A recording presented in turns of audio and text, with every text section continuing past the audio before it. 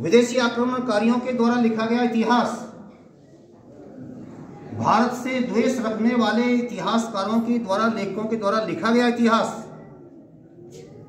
क्या कभी निश्चित रूप से ऐसा ही था वाली कहावत को चरितार्थ कर सकता है? क्या पौरुष, जिसने अपने भारत के पौरुष का प्रतीक बनकर के सिकंदर को हराया था,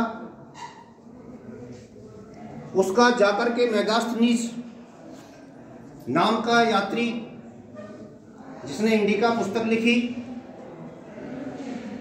क्या वो निश्चित रूप से ऐसा ही था का इतिहास लिख सकता है?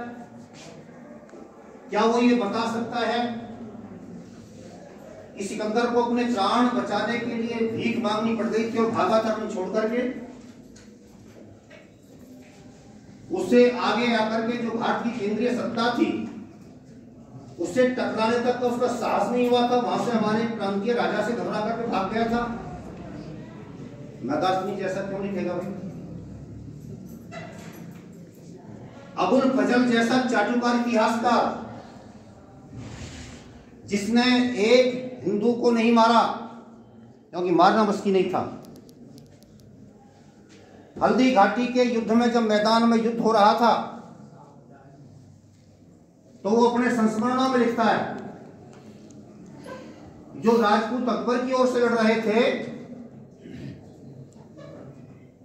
उनकी ड्रेस,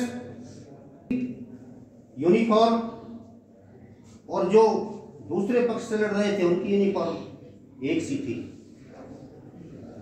मैंने पूछा अपने सेना साहब, इन्होंने यही नहीं मालूम पड़ रही कि मैं किसको मारूं?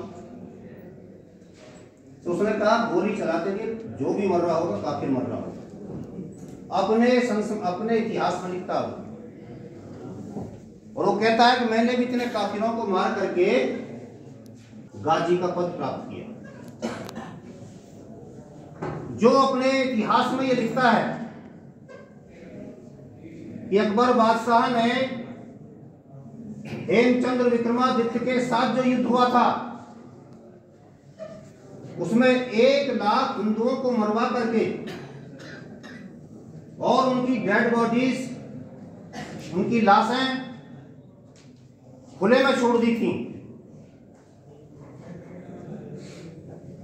और उन कालों को कई साल बाद भी देखा गया था, वो ऐसे ही पड़े रहे थे, किसी को उठाने का साहस नहीं हुआ था।